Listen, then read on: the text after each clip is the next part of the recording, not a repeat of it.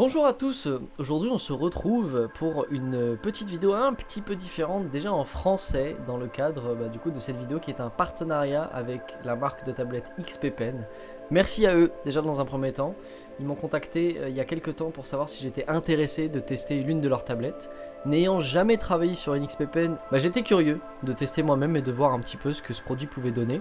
Donc ils m'ont envoyé leur Artist Pro 19 deuxième génération, donc une tablette de 19 pouces.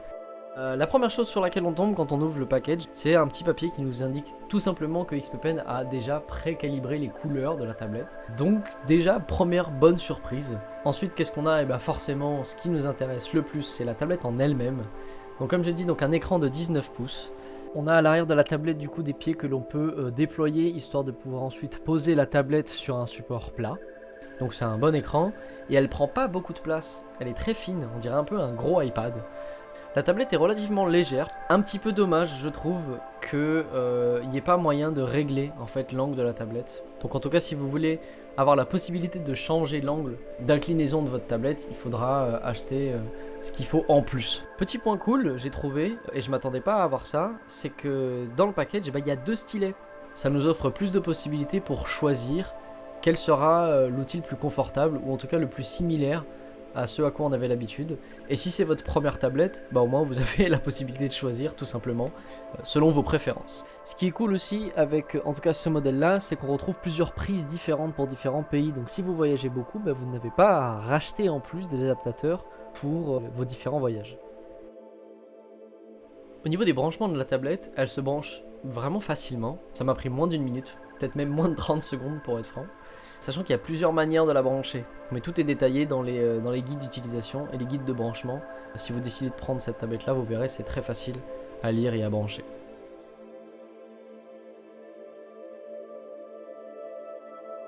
On retrouve aussi d'autres petits accessoires assez sympas, des petites mines, voilà. Il y en avait déjà pas mal dans la boîte avec les stylets, mais c'est cool qu'ils nous mettent ça un peu à disposition. Au moins vous allez vraiment être tranquille pendant un long moment, même pas besoin d'en racheter ou quoi que ce soit. En plus des mines, vous aurez aussi ce qu'il faut pour travailler de manière un petit peu plus confortable pour ceux qui ont en tout cas l'habitude de travailler avec ça, donc un gant. Donc je ne l'ai pas utilisé personnellement. Le chiffon aussi qui nous permettra de nettoyer la tablette. Une tablette vraiment bien fournie, vous allez avoir largement de quoi travailler de manière très confortable. Donc très cool à eux d'avoir pensé en tout cas à ça. Ensuite on tombe sur la télécommande, donc ce qui nous permet d'avoir des raccourcis clavier directement plus proches de nous. Le ressenti des touches est plutôt agréable, mais personnellement voilà, j'utilise surtout le clavier de mon ordinateur pour tout ce qui est raccourci. Une fois la tablette branchée, comme j'ai dit c'est assez simple, on va sur le site de XP Pen, on télécharge le driver qui correspond à la tablette que l'on a. La navigation dans le driver est très facile, honnêtement les options sont très accessibles. On peut modifier différents niveaux de pression aussi pour son stylet, donc il y a des niveaux prédéfinis, on peut aussi les personnaliser un petit peu plus à sa convenance.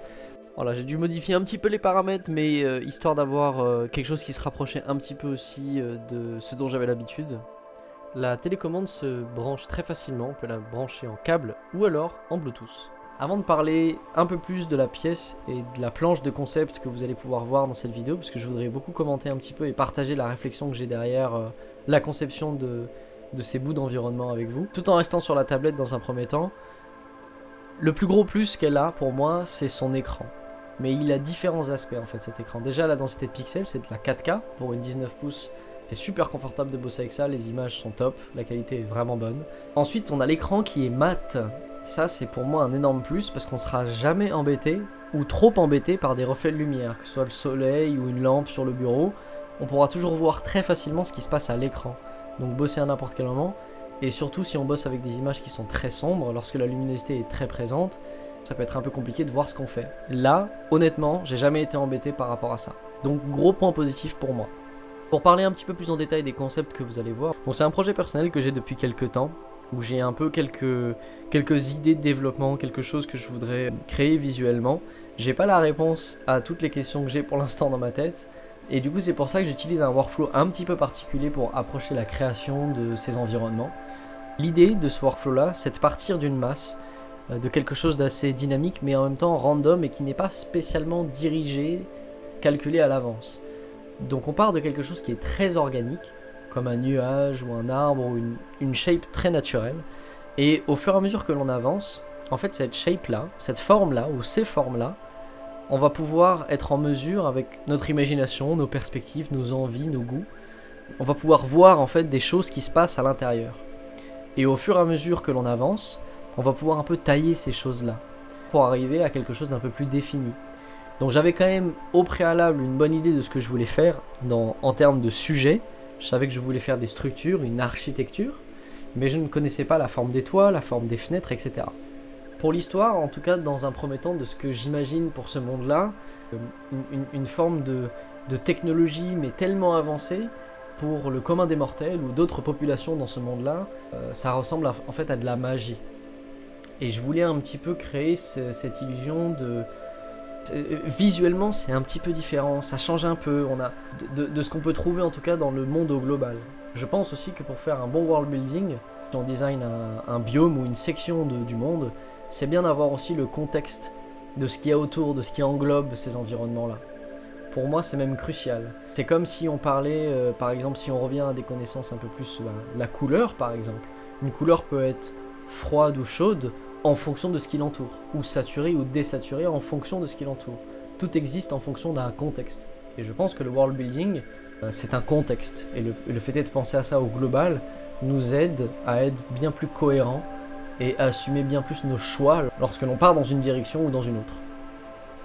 Pour revenir un petit peu plus sur la pièce en elle-même, je cherchais un petit peu ce côté limite alien-esque, comme si ça venait pas d'ici.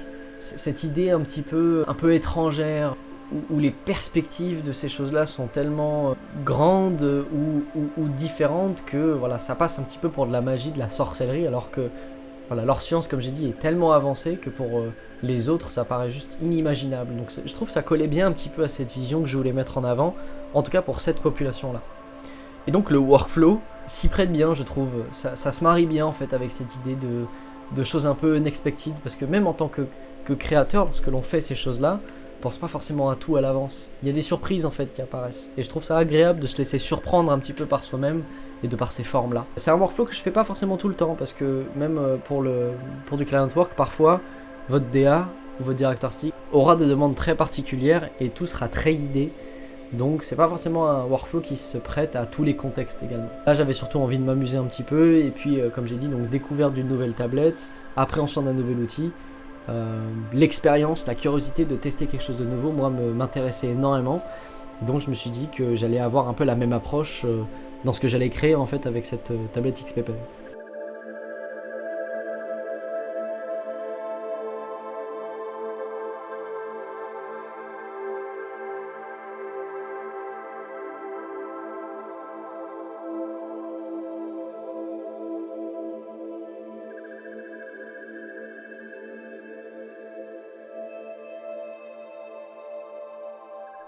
Souvent, comment moi j'approche certaines choses, en tout cas quand j'ai beaucoup de questions, c'est que j'essaie, ou même quand j'ai pas forcément beaucoup de questions, mais que j'ai pas forcément les réponses, ou une réponse définie à une question, en fait j'en donne plein.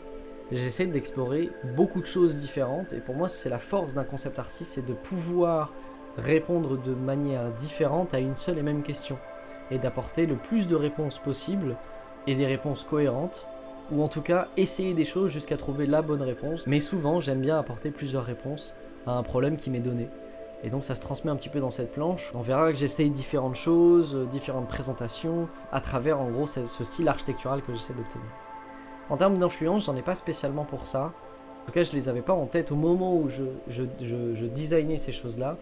Voilà, Antonio Gaudi qui a un petit peu cette approche en combinant des choses très organiques avec des choses très structurelles. La Sagrada Familia par exemple, surtout à l'intérieur, je trouve que ça se ressent beaucoup au niveau des piliers, on dirait presque des troncs d'arbres avec des racines, etc. Et ça se mêle à quelque chose qui est très structurel. Pour ce projet-là, c'est un petit peu l'approche que j'avais et je trouve ça assez intéressant et très plaisant à faire, à designer un petit peu, à mixer un petit peu ces choses-là. Deux choses qui, de par nature, sont pas forcément liées. Trouver un moyen de les faire vivre ensemble et coexister peut donner une interprétation assez sympa et dynamique, je trouve.